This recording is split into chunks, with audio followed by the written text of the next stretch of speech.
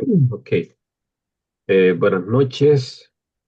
Vamos a hacer una breve presentación sobre uno de los artículos que se nos asignó en el grupo que se llama es el análisis cualitativo de las entrevistas. Quienes estamos preparando esta exposición somos Ana Gabriela Ábalos, David Ernesto y Eduardo Sosa, ¿verdad? Que hablan. En esta primera parte voy a empezar yo, ¿verdad? Con esta exposición del artículo y podemos empezar de la siguiente manera. En el primer numeral de lo que es el artículo, dice presenta lo que es un marco conceptual de lo que es el análisis de entrevistas realizadas por los autores. Dice, la idea central es que las opiniones, representaciones, discursos expresados por los individuos no pueden entenderse como simples respuestas aisladas, sino como parte esencial de su identidad social. Esta identidad se encuentra estructurada por distintos capitales que se le llaman, o esencia de su identidad social. Estos capitales son en realidad lo que entendemos como social, económico, cultural, simbólico, que siguiendo a Pierre Bourdieu determinan la posición de cada sujeto en el espacio social. Desde esa posición, los individuos construyen sus percepciones, valoraciones y expectativas sobre el mundo. El texto enfatiza que las opiniones no se generan en el vacío, o sea, no se producen desde un hábito. Es decir, que el conjunto de disposiciones interiorizadas que guían la forma en que las personas comprenden la realidad y actúan en ella. Debido a la complejidad de esta construcción social del pensamiento, los autores sostienen que para estudiar opiniones sobre necesidades sociales se requiere una metodología capaz de captar matices, significados y contextos. Para ello, pues optaron por el enfoque cualitativo, especialmente la entrevista, y recurrieron a un software llamado Nudist, herramienta que facilita la organización, la codificación y análisis profundo de los discursos. La introducción pues incorpora una fuerte crítica de Bourdieu a las encuestas. Según el sociólogo francés, el problema no es en la encuesta en sí, sino el uso ingenuo y positivista que se hace a ella. Los cuestionarios suelen estar construidos, dice, desde categorías académicas que no pertenecen al mundo del entrevistado. Así, al pedir a las personas que opinen sobre conceptos que nunca han reflexionado, como clase social o temas abstractos, se les exige convertirse en sus propios sociólogos. Esto genera resultados artificiales que no reflejan las condiciones reales en las que los sujetos producen sentido.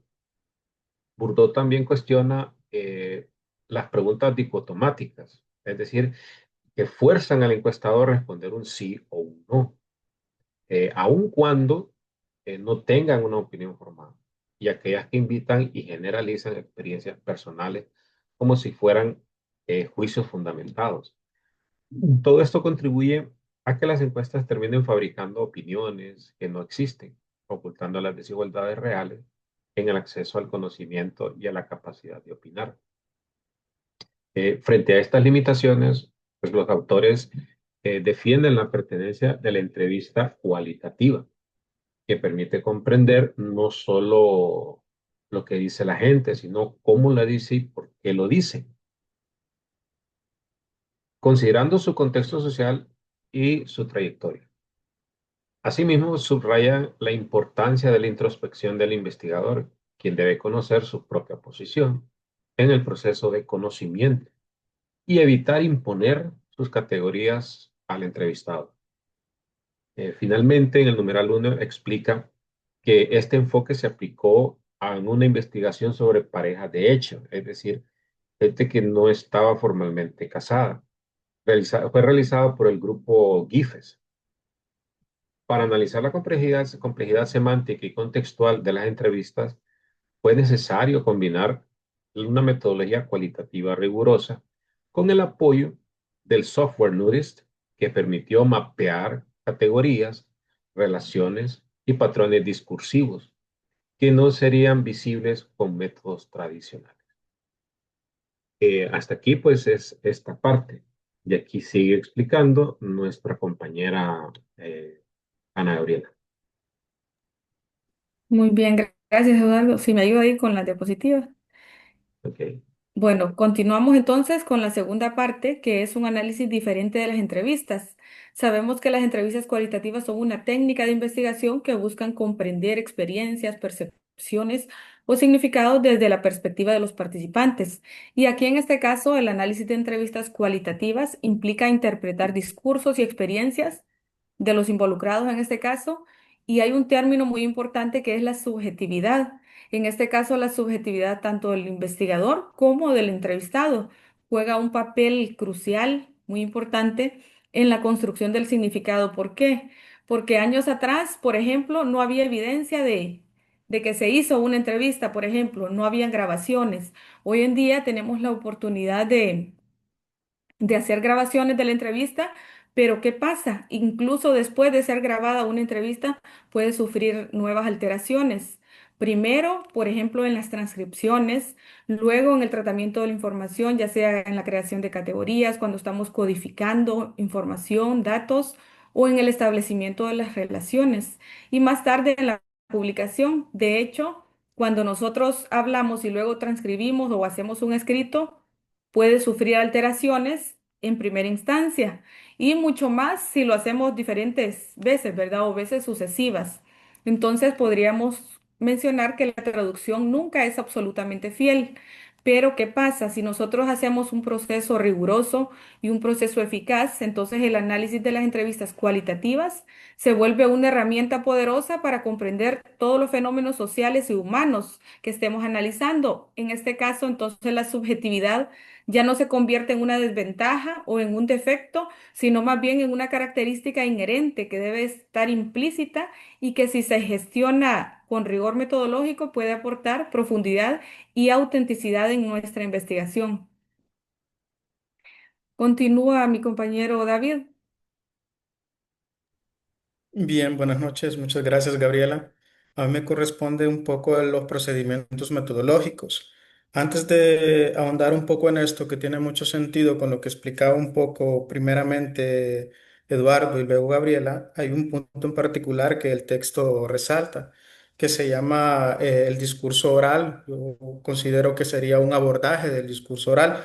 Entonces tengo algunas notas pertinentes que el autor señala, y leo textualmente para poder explicarlas un poco. Dice que el discurso oral, en contraposición con el discurso escrito, ha sido poco estudiado. Tiene sentido esto que señala porque cuando hablamos del discurso oral, recordemos nosotros que cuando hablamos, cuando conversamos, nuestra particularidad al decir las cosas a veces no incluye mucho la reflexión, sino que nos dejamos llevar por un discurso del inconsciente, es decir, decimos las cosas de forma espontánea, voluntaria, sin ninguna presión. Entonces, esto dice el autor que es un poco difícil abordarlo metodológicamente y señala dos cosas. El habla es espontánea, tiene interrupciones, repeticiones, pausas, frases incompletas y cambios de ideas repentinos, lo que complica su estudio en comparación con los textos escritos, que son ordenados, son estructurados. Por ende, al ser ordenados y estructurados, hay una anticipación o una reflexión premeditada, algo que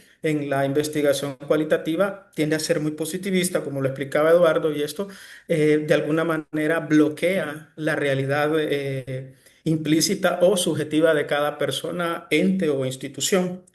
Luego el autor expone que comprender el discurso oral era similar, dice, a comprender textos escritos. Esa es la concepción que los investigadores tenían. Es decir, muchos creían que los mismos procesos mentales y métodos bastaban para estudiar ambos tipos de comunicación. No obstante, el recurso oral tiene características propias que requieren enfoques distintos, que son algunas cosas que nosotros hemos considerado en esta primera parte, que más adelante trataré de explicar, que tiene que ver con los aportes de este software llamado Nudis. Bueno. Un poco para complementar lo que decía Eduardo, el Nudes es un software especializado en análisis cualitativo de datos, entrevistas, grupos focales, documentos, notas de cambio, audios, video, etcétera, ¿verdad? Su función central es organizar, codificar, analizar la información no estructurada para identificar patrones, categorías y relaciones conceptuales. Cuando decimos no estructurada, nos enfocamos en aquel discurso espontáneo, lo que posiblemente estamos haciendo nosotros ahora. Hay una orden de ideas que estoy tratando de explicar, o como lo han hecho mis compañeros, pero en ese orden de ideas hay un poco de improvisaciones, hay un poco de cosas que no están tan condicionadas por una rigurosidad limitada. Entonces, el discurso se da de alguna forma, de forma espontánea, ¿verdad? Bueno, otra posibilidad que ofrece este software llamado Nudici es que se busca comprender el significado contextual que se desprende de un conjunto de oraciones, expresiones que no se han producido en forma de un discurso coherente. Cuando hablamos de lo contextual nos referimos a ese encuentro entre el entrevistado y el entrevistador que tiene que ver con un poco la situación del ambiente, eh, los movimientos físicos, los ademanes, un poco de estas particularidades, pero que esto tiene que ver con otras dos cosas que más adelante señalaremos nosotros, que tienen que ver con la pragmática y la semántica, ¿verdad? Entonces, todas esas particularidades también las incorpora o las plantea o trata de profundizar este software. Yo le he llamado un poco aportes del NUDIS. Voy a tratar de explicar algunas, dice. Es útil estudiar la comunicación humana y la idea central es que no se limita a analizar palabras sueltas, sino que permite entender el modo en que una persona se comunica, es decir, su entonación, su intención, su énfasis y su función comunicativa. Todas estas cosas no nos las permite analizar o profundizar el discurso escrito, ¿sí? Por ende, volvemos a repetir, el discurso, o mejor dicho, el diálogo, la conversación, tiende a enfocarse en estas particularidades, tono, énfasis y la conjunción comunicativa, que tiene que ser connotativa, imperativa, afectiva en algunos casos, ¿verdad? Dos, el texto explica que una de las principales ventajas de este programa es que permite comprender el significado contextual que surge de un conjunto de oraciones o expresiones. Aquí en esta parte llamada conjunto de oraciones o expresiones entra lo que señalábamos antes, que luego lo vamos a volver a retomar, que tiene que ver con la pragmática y la semántica, ¿verdad? Leo, sigo leyendo. Incluso cuando no han sido producidas como un discurso totalmente coherente. ¿Sí? Y volvemos a repetir, esto aplica en entrevistas, grupos focales y discursos o diálogos, ¿verdad? Tres, también se destaca que en las entrevistas el significado no aparece de inmediato, sino que se va construyendo progresivamente a través de las intervenciones del entrevistado y del investigador. Es decir, que aquellos conceptos o aquellas categorías van surgiendo a medida que usted va dialogando o conversando con el entrevistado. No siempre están delimitadas desde el inicio, sino que se encuentran o se originan de una forma espontánea. Cuatro, permite identificar patrones, temas y significados, incluso cuando la información no aparece ordenada o no sigue un discurso continuo. Es decir, ayuda a entender el sentido de fragmentos de textos dispersos y no estructurados. Esto lo delimita o lo ordena el software que estamos tratando de explicar, llamado Nudis, ¿verdad? ¿Sí? Luego, eh, me voy a centrar en dos particularidades que vamos a tratar de ahondar un poquito más, ¿sí? Siempre enfocado en la parte del discurso oral, ¿sí? Según el autor, esta es la manera más eficiente de poder ahondar en esta situación en la entrevista, ¿verdad? Entonces ellos señalan dos cosas, la dimensión semántica y la dimensión pragmática. La dimensión semántica tiene que ver con los significados, ¿sí? Cuando lo señalaba Eduardo al inicio, cuando uno entrevista a una persona, hay que considerar que esos conceptos que esa persona maneja de su entorno van a diferir de los míos, van a ser totalmente distintos. ¿Por qué? Porque la realidad funciona con experiencias propias y la gente contesta de acuerdo a sus experiencias propias. No se puede medir la realidad de forma lineal o total, ¿verdad? Entonces, Cuando hablamos de dimensión semántica nos referimos a lo siguiente. Se entiende el significado literal, es decir, si yo digo llueve, me refiero a la acción, al verbo impersonal, cae agua del cielo, que está lloviendo, ¿verdad? Esas dos cosas son las que este software puede delimitar y ayuda a comprender las situaciones o los contextos. Si alguien en una entrevista dice llueve, ¿sí? Llueve fuerte, posiblemente se esté refiriendo al fenómeno completamente natural que tiene que ver con un apartado denotativo. Pero si en la otra contraparte, llamada dimensión pragmática, la persona dice llueve en otro contexto, podría referirse de cierta forma a una abundancia no totalmente abstracta, sino a un sentido de una visión muy personal de esperanza o de fracaso. No necesariamente tiene que referirse al fenómeno natural, ¿sí? O puede decir, o puede ser que en la entrevista alguien diga ella cerró la ventana o yo cierro la ventana, nosotros lo entendemos desde el plano denotativo. No obstante, habría que ver aquellas particularidades que mencionábamos antes, lo contextual, es decir, esa acción de decir cerró la ventana o cierro la ventana tiene que ver con una particularidad, es decir, una molestia, está enojado, ¿sí? O cuando uno está entrevistando a alguien y esa persona se levanta y lo que hace es abrir la puerta, me está dando a entender que ya ha concluido la entrevista, que puedo retirarme. Entonces, todas esas particularidades, esas oraciones o frases, este sistema o este software software las puede delimitar u ordenar, ¿verdad? Entonces, para resumir un poco, ¿verdad? La dimensión pragmática tiene que ver con las intenciones, las emociones, los actos del habla, ¿sí? Con ese tipo de particularidades. Y ya un poco para concretar la exposición, me referiré a dos conclusiones que no son absolutamente mías, sino que provienen del texto que estamos tratando de comprender, en la que el autor puntualiza o se enmarca en dos puntos sobre este sistema metodológico de acuerdo a este software. El texto habla de cómo los actores sociales, las personas, grupos, instituciones, interpretan y dan sentido a la realidad en la que viven. Eso es totalmente independiente, ¿verdad? Es una realidad individual, podríamos decir, o propia, no es una realidad absoluta.